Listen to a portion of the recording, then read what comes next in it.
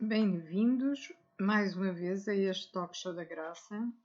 Hoje falarei ainda de uma batalha que muitos de nós se recorda, mas os mais jovens penso que não, que é a Batalha das Malvinas. A 2 de abril de 1982, Galtieri decidiu invadir as Malvinas, ilhas situadas no Atlântico Sul que eram governadas pela Grã-Bretanha e sobre as quais a Argentina reclamava a soberania. Os sul-americanos ocuparam rapidamente o arquipélago, mas os europeus não aceitaram a afronta. Londres declarou guerra a Buenos Aires e Margaret Thatcher reuniu uma poderosa força militar, conseguindo reassumir o controle do território a 14 de junho. Entre 2 de abril e 14 de junho de 1982, a Argentina e a Grã-Bretanha combateram pela soberania de um arquipélago situado no Atlântico Sul, as Falkland ou Malvinas, depois de os argentinos terem conquistado as ilhas pela força. Apesar do tradicional domínio inglês desde 1833 e dos cerca de 1.800 habitantes das ilhas serem maioritariamente britânicos, o governo argentino reclamava há muito a posse das Malvinas. As negociações haviam começado em meados dos anos 60 e tudo indicava que mais tarde ou mais cedo Londres iria ceder às pretensões de Buenos Aires. Mas foi então que surgiu a oposição do Conselho das Malvinas, um órgão eleito democraticamente, que deu origem à total interrupção das conversações. Na causa direta deste conflito armado esteve aparentemente um incidente na Geórgia do Sul, uma ilha britânica situada entre as Malvinas e as Sandwich. Desde finais de 1981 que uma empresa privada argentina, com conhecimento e autorização do governo britânico, contratara um grupo de operários para desmantelar as instalações de antigas fábricas baleeiras instaladas na ilha. À frente da empresa contratadora estava Constantino Davinov, que em setembro de 1979 firmara em Londres um contrato com a empresa Christian Salvesen de Edimburgo, adquirindo as instalações abandonadas da indústria baleeira por um valor inferior a $200 mil. O negócio era excelente, já que permitia obter lucros que rondavam os $10 milhões. De forma a levar os homens e equipamentos para as ilhas, Davidoff contactou a Embaixada Britânica em Buenos Aires no sentido de alugar o setor de carga do navio HMS Endurance da Marinha de Guerra Britânica, mas o seu pedido foi negado. Pouco depois, a Armada Argentina ofereceu-se para levar a cabo a operação de transporte. Em dezembro de 1981, Davidoff embarcou com destino ao arquipélago, aproveitando a viagem para fazer uma prospecção, tirou 3.500 fotografias e inventariar o material existente nas antigas indústrias. A 19 de março de 1982, o contratador regressou à Geórgia no navio da Marinha Argentina, acompanhado de 41 pessoas, na grande maioria operários, que iriam realizar as tarefas de desmantelamento durante meses. Foi durante o desembarque que se desencadeou o conflito, quando as autoridades britânicas, notoriamente irritadas, acusaram formalmente os argentinos de terem içado uma bandeira da Argentina.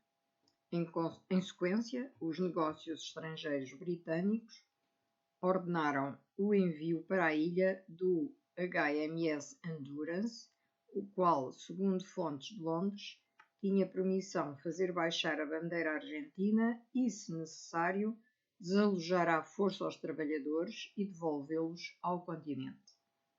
Em conformidade a 20 de março, as autoridades argentinas receberam uma comunicação do governo britânico transmitida através do seu embaixador, mensagem essa que representava um verdadeiro ultimato.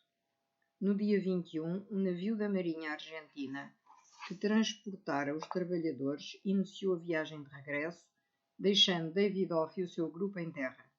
O HMS Endurance deveria chegar no dia 24, mas as autoridades britânicas tinham dado ordens para que o vaso de guerra aguardasse em Grytviken, na Geórgia. Face à ameaça, a junta militar argentina, chefiada pelo general Leopoldo Galtieri, decidiu prestar apoio e proteção ao grupo de trabalhadores, destacando para as proximidades o navio Bahia Paraíso, que se encontrava em Orcadas com o grupo Alfa a bordo, um corpo de elite da Marinha cujos membros eram conhecidos como os Lagartos. Durante as horas seguintes, as notícias precedentes da região davam conta de um invulgar movimento de navios de guerra da Marinha Argentina nas águas do Atlântico Sul. Paralelamente, face à situação tensa, sucederam-se uma série de reuniões e conversações de alto nível procurando suavizar o tom da negociação diplomática. O governo argentino queria levar a cabo uma ocupação das ilhas, estabelecendo nelas uma presença firme e procurava que os diplomatas britânicos tomassem iniciativas para encontrar uma solução de fundo para a questão das Malvinas.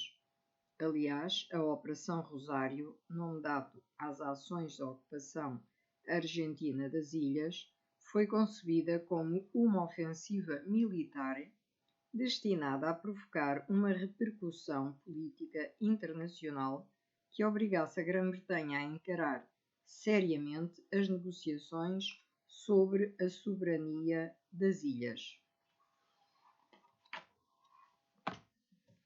Nesse sentido, a junta militar argentina planeara a ocupação, a instalação de um governo nacional e a posterior retirada imediata das forças intervenientes, à exceção dos efetivos indispensáveis à segurança da região. Os argentinos estavam convencidos de que o governo britânico, a milhares de quilómetros de distância, não reagiria militarmente e não previu a magnitude que viria a ter a resposta inglesa. A operação fora marcada para 15 de maio de 1982, mas os acontecimentos referidos fizeram antecipar a data para o dia 2 de abril. Entretanto, durante os últimos dias de março, continuavam as obras de desmantelamento da antiga indústria, enquanto Davidoff anunciava que o contrato se estendia até março de 1983, com a possibilidade de prorrogação por mais um ano, caso fosse necessário. Tinha-se chegado a um ponto sem retorno e as ações militares estavam iminentes. No dia 30 de março, unidades da frota argentina, entre os quais o porta-aviões 25 de maio, fizeram-se ao mar e na noite de 1 de abril operavam já frente às Malvinas. Em terra estava o reduzido número de militares britânicos destacados em Port Stanley, uma representação simbólica constituída por 79 fuzileiros. Nessa noite, reunia-se o Conselho de Segurança das Nações Unidas a pedido da Grã-Bretanha, que denunciou a iminente ameaça de invasão das ilhas por parte da Argentina. A reação não se fez esperar. Logo a seguir, o embaixador argentino junto à ONU denunciava a situação de grave tensão provocada arbitrariamente pela Grã-Bretanha na Geórgia do Sul. Na madrugada do dia 2, com uma operação combinada das três forças, as tropas argentinas, estimadas em 2.500 homens, conseguiram desembarcar em Port Stanley praticamente sem resistência. Às 9 horas da manhã, o governador britânico Rex Hunt negociava a rendição com o contra-almirante Carlos Busser, comandante das primeiras forças que desembarcaram, e pouco depois era içada a bandeira argentina. Ao mesmo tempo, o general argentino Osvaldo Garcia foi designado para o Comando Supremo das Forças Navais no teatro de operações. Na ofensiva tinham participado o Regimento de Infantaria de Marinha 25, equivalente aos Marine norte-americanos ou aos fuzileiros portugueses, sob as ordens do Tenente-Coronel Mohamed Ali Saineldin, o Batalhão de Infantaria de Marinha 2 e o Corpo de Comandos Anfíbios e Mergulhadores Táticos apoiados por forças navais e pela Força Aérea. As tropas invasoras sofreram um morto e 2 feridos, enquanto os britânicos não tiveram qualquer perda humana. No dia seguinte, o Grupo Naval Antártico da Marinha Argentina tomou a dependência da Geórgia do Sul, sem encontrar também grandes obstáculos, e o general argentino Mário Menéndez foi nomeado governador militar do arquipélago. É de salientar que, embora a esquadra de 17 navios de guerra argentinos não representasse um poder naval imponente, nesta altura representava uma força local considerável. Com o 25 de maio, equipado com 14 caças-bombardeiros A4 Skyhawk, a esquadra tinha poder para dominar uma vasta zona do Atlântico Sul. Para dar apoio ao porta-aviões, os argentinos possuíam 4 submarinos a diesel e diversos navios, entre os quais 3 corvetas A-36, de fabrico francês, equipadas com mísseis terra-terra ESO-7, SS-MS e 2 destroyers tipo 42, fabricados em Inglaterra, também equipados com mísseis ESO-7 e mísseis ar-terra Dart SAMS. Por outro lado, o facto de a Argentina, com os seus portos e bases aéreas, estar relativamente perto, a cerca de 670 km de distância, possibilitando uma linha de reabastecimentos, assim como uma cobertura aérea a partir de terra, colaborou sem dúvida alguma para a facilidade da ocupação argentina, especialmente numa altura em que a Grã-Bretanha apenas possuía um navio estacionado na região. Após a ocupação, passando a ter a possibilidade de utilizar não só as bases aéreas do continente, como também as das ilhas, os argentinos pareciam ter igualmente a supremacia do poder aéreo. A sua força baseava-se em 9 bombardeiros B-62 Canberras, 82 AP-4P e A-4Q Skyhawks e 8 Super Intendantes. Para os apoiar, os 47 Mirage 3 dividiram-se em 2 principais modelos: o Sri CJ, um caça de ataque ao solo, e o Sri EA, equipado com um canhão de 30 mm. As duas versões atingiam velocidades impressionantes, mais do dobro da velocidade do som, mas tinham a desvantagem de não possuírem autonomia de voo para combates mais longos ou missões de patrulha, caso estivessem estacionados na Argentina. Este facto não seria problema se os aparelhos operassem a partir das Malvinas, mas o aeroporto da capital, Port Stanley, não possuía grandes condições para servir de base aérea. De qualquer forma, os argentinos não deixaram de poder contar com os aviões nas ilhas. Em Port Stanley foram colocados cerca de uma quinzena de IA-58 Pucará, de fabrico nacional, e noutras zonas foram improvisadas várias pistas, possibilitando a ação dos helicópteros Chinook, UH-1 e Puma, bem como de aviões ligeiros. Com o anúncio oficial de que as ilhas estavam sob soberania argentina, Londres advertiu que aplicaria sanções económicas e decidiu o envio para o Atlântico Sul de uma Task Force, Força Naval Especial de Intervenção, de ação punitiva. Entretanto, face à ocupação, prosseguiam intensas movimentações diplomáticas na sede das Nações Unidas, em Nova Iorque, e na Organização dos Estados Americanos, em Washington. Apesar dos vaticínios de Buenos Aires, a Argentina estava condenada e cada vez mais isolada. De particular importância foi a Resolução nº 502 do Conselho de Segurança das Nações Unidas, anunciada a 3 de abril, que ordenou a retirada imediata de todas as forças argentinas das ilhas do Atlântico Sul e exortou os países envolvidos a resolver as divergências por via diplomática. Para esta decisão votaram 16 membros do Conselho e o único país que esteve contra as pretensões britânicas foi o Panamá. A China, a União Soviética, a Polónia e a Espanha abstiveram-se. Em seguida, surgiram as declarações de auxílio à Grã-Bretanha por parte da CEE e da White Commonwealth. Enquanto os bens dos argentinos eram congelados, os envios de armamento para a junta militar eram cancelados e as relações comerciais eram interrompidas.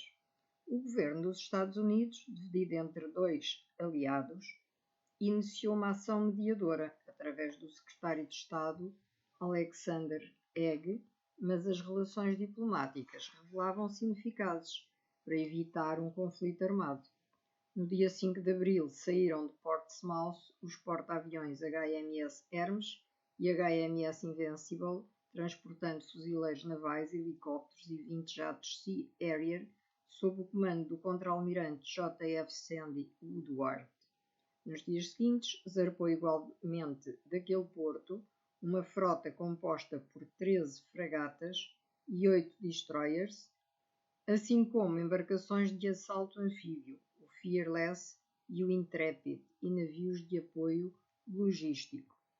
Além de todo este arsenal, os britânicos contavam ainda com 4 submarinos nucleares e cerca de 50 navios mercantes, entretanto requisitados, entre eles o paquete Queen Elizabeth II, que viriam a revelar-se decisivos para assegurar o contínuo reabastecimento desde a Grã-Bretanha até à ilha de Ascensão, no Atlântico Sul. A 7 de abril, enquanto a frota de intervenção seguia para a ilha de Ascensão, era constituído o Teatro de Operações do Atlântico Sul, TOAS, comandado pelo vice-almirante argentino Juan Lombardo e secundado por um Estado-Maior Conjunto predominantemente naval. Sob as suas ordens estavam as forças terrestres, constituídas pela guarnição militar Malvinas, e as forças aéreas estacionadas nas ilhas. Nesse mesmo dia, Haig viajou para Londres, onde foi anunciado que uma área de exclusão marítima, MAZ, de 200 milhas, iria ser implementada em torno das Ilhas Malvinas, a partir das 4 horas TMG de 12 de abril. A partir desse momento, os submarinos nucleares britânicos estariam preparados para cortar o reabastecimento das defesas argentinas, cujo efetivo se estimava já em 10.000 homens. Entretanto, prosseguiam os contactos diplomáticos, assim como as intransigências. A 8 de abril, Haig teve uma reunião com a primeira-ministra britânica Margaret Thatcher, encontrando-se 2 dias mais tarde com o presidente Galtieri na Argentina, onde corria mais uma manifestação popular de apoio à recuperação das ilhas. No dia 11, Haig regressava a Londres e era anunciado que as conversações não tinham levado a uma resolução pacífica, enquanto o Papa João Paulo II exortava os dois países a evitarem ações extremas. Na madrugada de 12 de abril, parte da frota de intervenção britânica bloqueou as ilhas, enquanto a Armada de Defesa Argentina permanecia nas suas posições. As forças navais inglesas tinham como primeira missão impedir o apoio marítimo argentino à guarnição das ilhas, tarefa em que rapidamente tiveram sucesso. Em meados do mês, já os submarinos britânicos navegavam ao largo da costa argentina, constituindo uma forte ameaça para as linhas de reabastecimento argentino. No entanto, com as bases terrestres mais próximas, situadas na Ilha da Ascensão, a frota de intervenção tinha que ser autónoma na sua defesa aérea. Para esse efeito, os porta-aviões contavam com 2 dezenas de caças Interseção Harrier FRS um VTOL com capacidade de descolagem e aterragem vertical, mas estes aviões, apesar da sua sofisticação, não eram suficientes para as missões a que se destinavam: o ataque ao solo e a ação ar-ar. Da mesma forma, os britânicos possuíam grande quantidade de helicópteros Wessex, Sea King, Lynx, Wasp, Gazelle, além do Chinook, mas estes aparelhos destinavam sobretudo ao combate anti-submarino e a missões de transporte, não tendo grande capacidade ofensiva. O ataque britânico começou a 25 de abril. Nesta altura, o general Woodward tinha já sob o seu comando 5.000 homens, divididos pela 3ª Brigada de comandos 40º, 42º e 45º, fuzileiros e 2 batalhões de paraquedistas com artilharia de apoio, esfiados pelo brigadeiro Julian Thompson. Na madrugada do dia 25, os fuzileiros britânicos, tendo como ponta de lança elementos do Serviço Aéreo Especial e da Secção Naval Especial, atacaram vários pontos da Geórgia do Sul, Port Lee e Grytviken, e pouco depois a ilha era capturada sem baixas. Apesar do sucesso, esta fora apenas uma primeira fase que antecedia a ofensiva principal, que certamente seria bem mais complexa e difícil. Os 2 principais objetivos, Malvinas Ocidental e Oriental, estavam bem defendidos e um ataque por terra de imediato tornava-se demasiado perigoso. Porém, em breve se perceberia que as forças da guarnição argentina, apesar de numerosas, estavam mal colocadas e a sua organização era deficiente. O comando argentino contava com alguns corpos profissionais, particularmente os fuzileiros e a artilharia, mas grande parte das tropas eram recrutas ou reservistas mal treinados e com pouca experiência militar. O comandante Mário Benjamin Menendez optou por manter o grosso das suas forças em Port Stanley, em redor da base de abastecimentos, e colocar apenas alguns postos avançados junto das pistas aéreas. Assim, apesar da capital estar bem defendida, os ingleses beneficiavam do facto de outros locais estarem permeáveis a um desembarque britânico. No dia 28, o Reino Unido declarou zona de exclusão total, ZET, à que antes tinha chamado marítima. O general Woodward iniciou então uma política de isolamento com uma pressão militar constante através da ZET, onde agora não podiam operar nem forças navais nem aéreas. A 1 de maio, as forças britânicas intimaram os argentinos a renderem-se e, perante a recusa, foram iniciados os ataques aeronavais diurnos e noturnos. Ainda nesse dia, um bombardeiro Vulcan voou desde a ilha de Ascensão, iniciando a ofensiva com ataque às pistas da capital, após o que foi imediatamente seguido pelos Harriers, enquanto uma força de helicópteros operava contra Port Darwin. Das operações resultou uma fragata danificada e 5 Harriers destruídos. Durante as horas seguintes, a ofensiva subiu rapidamente de tom. No dia 2, no exterior da zona de exclusão marítima, o submarino atômico Conquer, que patrulhava a zona, afundou o cruzador argentino General Belgrano, causando centenas de vítimas. Para os argentinos, o acontecimento foi traumático, pois neutralizou as suas operações navais. A partir daí, o comando argentino hesitou, naturalmente, em utilizar os navios de superfície no conflito. Entretanto, as forças britânicas prosseguiram com constantes ataques aéreos e da artilharia naval, enquanto a Força Aérea Argentina, apesar das crescentes baixas produzidas sobretudo pelos Harriers, respondia com ataques cada vez mais pesados. No dia 4, o bombardeiro argentino Super Étendard, da 2ª Esquadrilha Aeronaval de Caça e Ataque, lançou 2 mísseis ESO-7 a cerca de 32 km da frota, conseguindo atingir o HMS Sheffield, que teve de ser abandonado e afundado. Este revés deu aos britânicos uma sensação de vulnerabilidade e noção de que as operações militares teriam de pôr rapidamente fim ao conflito.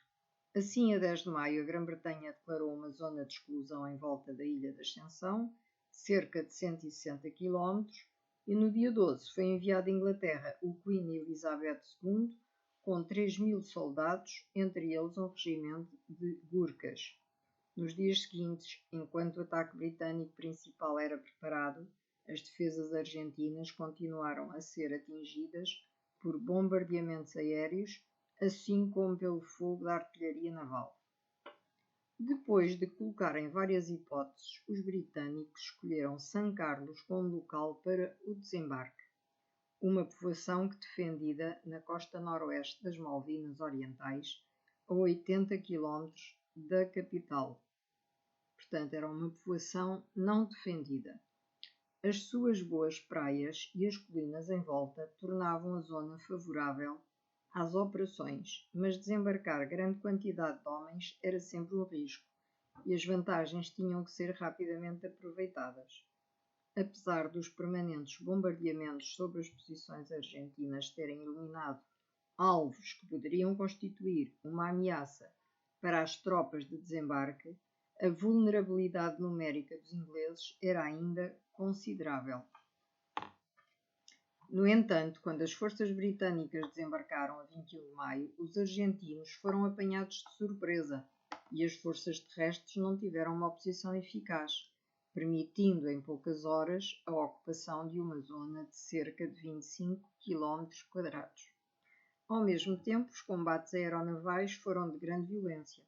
Os argentinos perderam 6 aviões e 3 helicópteros, enquanto 3 Harriers e 2 helicópteros foram destruídos e a fragata HMS Ardent foi atingida, vindo a ser abandonada.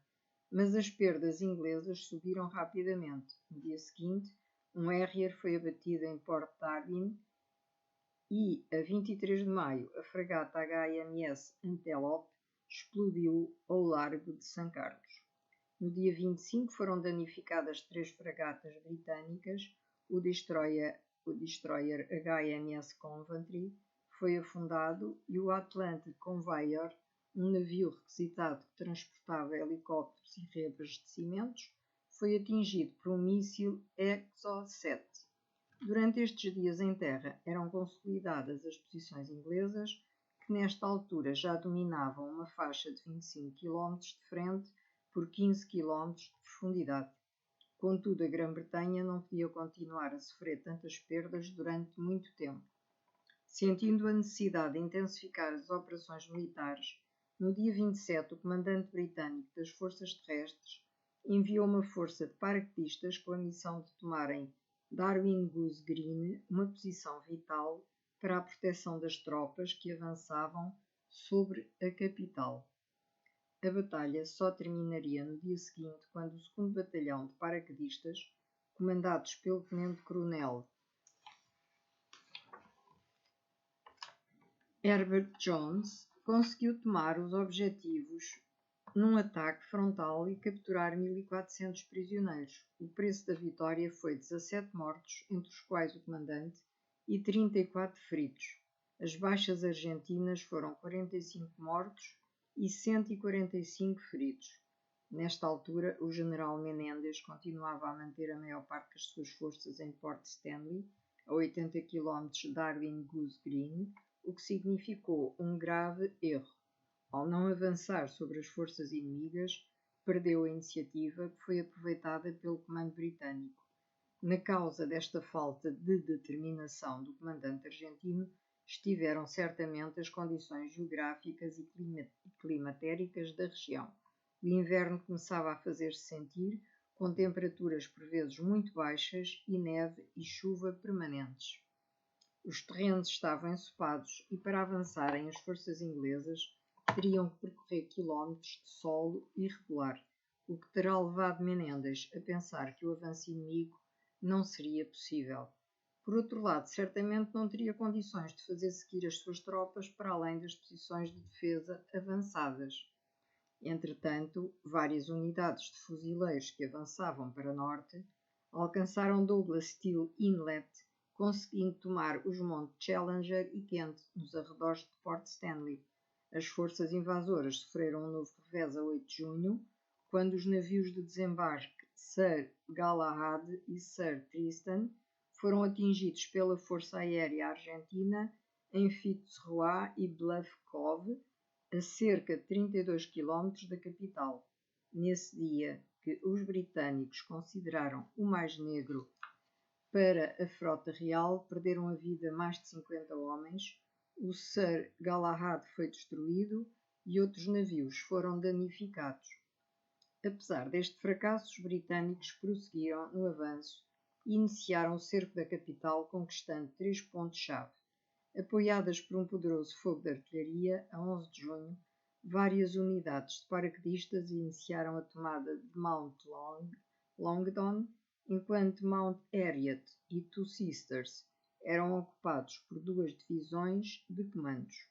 2 dias depois, guardas escoceses e fuzileiros Gurkhas dominaram Tumbledown no centro e a norte o batalhão de paraquedistas 2 conquistou Wireless Ridge.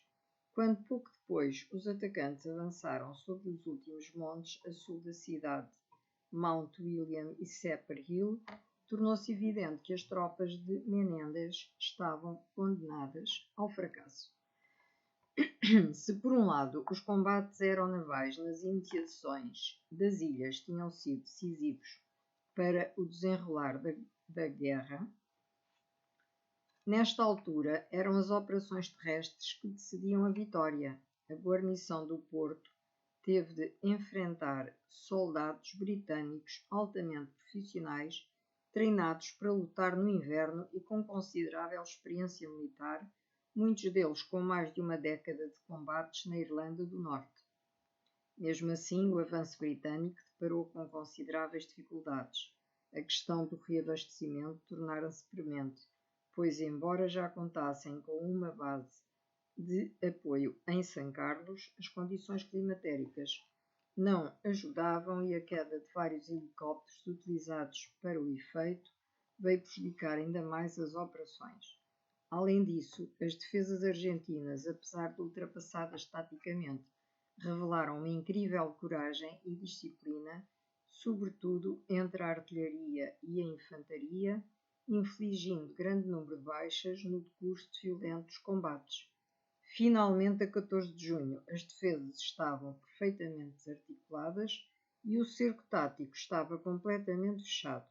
O controle dos montes que dominavam a cidade possibilitava aos britânicos atingir de forma precisa a guarnição, que já não dispunha de qualquer margem de manobra nem de qualquer apoio. Nessa mesma noite, 14 de junho, o comandante Jeremy Moore aceitou a rendição do general Menendez e pouco depois as tropas derrotadas embarcavam rumo à Argentina. A reconquista das Malvinas custou aos britânicos 255 mortos e mais de 600 feridos, mas para os argentinos o balanço foi bem mais pesado, com a morte de 648 homens e mais de 1 milhar de feridos. A superioridade da esquadra naval britânica foi sem dúvida determinante para a derrota dos argentinos, pois cortou praticamente o cordão umbilical que unia as ilhas à Argentina, impossibilitando o apoio logístico normal, que teve que limitar-se aos 33 voos dos C-130 Hércules, realizados entre 1 de maio e 13 de junho. A Força Aérea Argentina, apesar de ter tido vários sucessos com navios isolados, sofreu graves danos durante o conflito, tendo perdido cerca de 26 Skyhawks, 24 Mirage, 15 Pucarás, 1 Canberra, além de 2 dezenas de helicópteros e aviões ligeiros. Por seu lado, além dos aviões perdidos, entre os quais 8 Harriers, a Força de Intervenção Britânica perdeu 7 dos seus navios e sofreu danos em muitos mais, todos resultado dos ataques aéreos argentinos. Desde o fim da Guerra das Malvinas, que a situação político-jurídica entre a Grã-Bretanha e a Argentina, pela possessão do arquipélago, não se modificou substancialmente. Nos encontros internacionais, a Argentina tem continuado invariavelmente a defender os seus direitos à soberania do território e a sua intenção de reatar as negociações bilaterais. Por sua vez, a Grã-Bretanha mantém a sua posição inalterável, afirmando que o futuro das ilhas deve ser decidido pelos seus habitantes.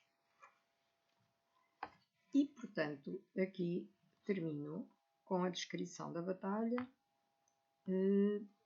pretendendo, possivelmente mais tarde, falar dos líderes dessa mesma batalha. E desejo um resto de noite tranquila e feliz para vós e continuação de boa saúde e de boa disposição e fortes energias para nos agarrarmos à esperança que vamos vencer o Covid. Boa noite a todos.